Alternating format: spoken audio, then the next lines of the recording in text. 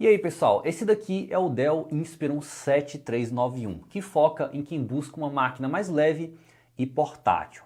Mas será que ele é só um notebook mais portátil ou ele vai além disso? Antes de pegar o 7391, eu não li absolutamente nada sobre ele e eu fiquei imaginando, sozinho, se ele seria só um Dell Inspiron versão pequena ou se ele teria um pouco mais assim da essência dos Dell XPS, Eu acho que não custa nada a gente sonhar. O grande diferencial fica no peso e na portabilidade. Aqui a gente tem uma máquina de 13 polegadas com estrutura em liga de magnésio, pesando menos de 1 kg, 990 gramas para ser mais exato. Se esses pontos forem a sua prioridade, esse daqui é um notebook a se considerar. Porém, não espere um corpo super rígido. O material que a Dell usou aqui é bem flexível. Eu diria que esse é o notebook mais macio que eu já testei, principalmente na parte da tampa, flexiona bastante. Mas na parte do teclado, até que ele não vai mal e não flexiona tanto. O acabamento é algo que não impressiona muito. Ele não é um notebook que parece custar na casa dos 5 mil reais.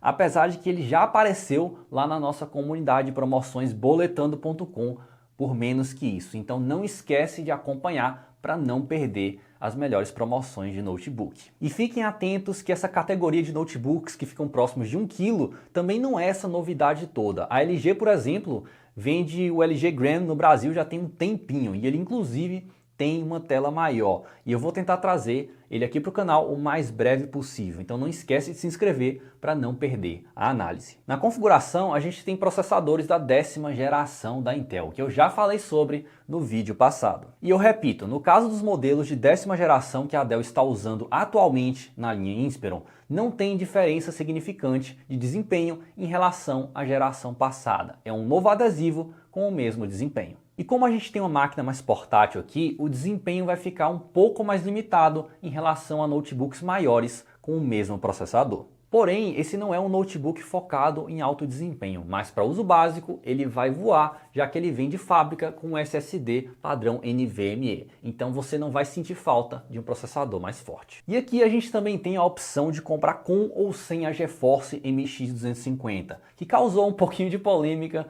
no vídeo passado do Dell Inspiron 5590, já que eu não encontrei uma aplicação ou jogo que conseguia usar a MX 250 de forma satisfatória, já que a Dell limita o desempenho para que o notebook não atinja temperaturas altas. E como esperado, aqui não foi diferente, já que esse notebook é ainda menor e mais leve, então a refrigeração é mais limitada. Porém, como esse é um notebook de 13 polegadas e 990 gramas, é mais fácil a gente engolir que não é possível usar toda a potência da MX 250, porque você realmente está trocando o alto desempenho pela portabilidade. E além disso, você tem a opção de comprar sem a MX 250. No caso do Inspiron 5590, a gente tem uma máquina de 15 polegadas, então eu não vou passar pano para esse tipo de coisa, já que existem concorrentes que tem uma refrigeração melhor ou até um power mais equilibrado e aí não tem esse tipo de problema de ficar abafando o chip gráfico. Se a MX 250 era forte demais para a refrigeração da Dell, eles deveriam ter colocado um chip gráfico inferior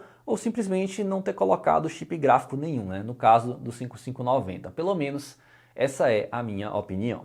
E sim, muita gente comentou no vídeo passado que o Adrenaline testou essa máquina e conseguiu rodar alguns jogos com base de refrigeração, No caso do 5590, melhorou, mas não resolveu. No caso do 7391, como ele tem um processador mais limitado, ele gera menos calor em relação ao 5590. Então o chip gráfico fica menos abafado pelo calor do processador. Consequentemente, usando uma base de refrigeração, eu consegui rodar o PUBG Lite sem travar, limitando o FPS e usando configurações mais baixas.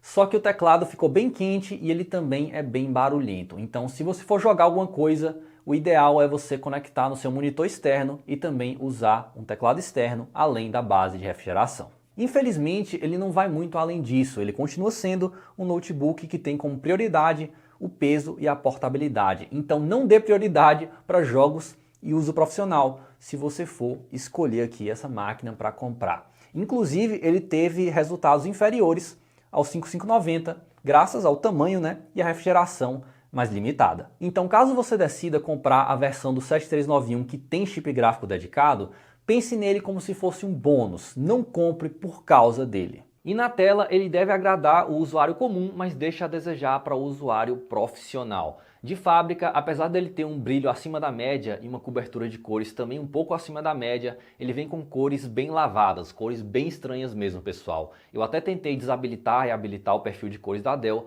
mas não adiantou. Aqui você vai ter que calibrar manualmente se quiser usar essa tela para um uso mais profissional. E além disso, ele tem aquela tecnologia do brilho adaptável. Quando você está com uma imagem muito escura na tela, ele automaticamente reduz o brilho. Eu imagino que seja para economizar na bateria. Mas para mim, assim, para o meu uso, eu achei que só atrapalhou. E infelizmente eu não achei como é que faz para desabilitar. Outro ponto que me incomodou foram as bordas, que apesar de finas, né, e aí dão aquele design mais legal para a máquina, tem acabamento em plástico. Então, para uma máquina de R$ 5.000, pessoal, eu achei que isso foi assim, não foi uma escolha legal, né? Porque meio que tira, né, o premium da máquina usando aí bordas de plástico e um corpo de R$ 5.000. O teclado é ok para um notebook que tem um corpo mais fino, né? As teclas não são tão baixas, é brasileiro e também é retroiluminado. Mas o que me incomodou aqui mesmo, pessoal, foi a cor do teclado, né? Teclados prata costumam não me agradar. E por que eu tenho problema com teclados prata, pessoal? Porque eles são mais difíceis de enxergar. A depender do ângulo e também a depender da iluminação do ambiente, você não consegue enxergar direito as teclas.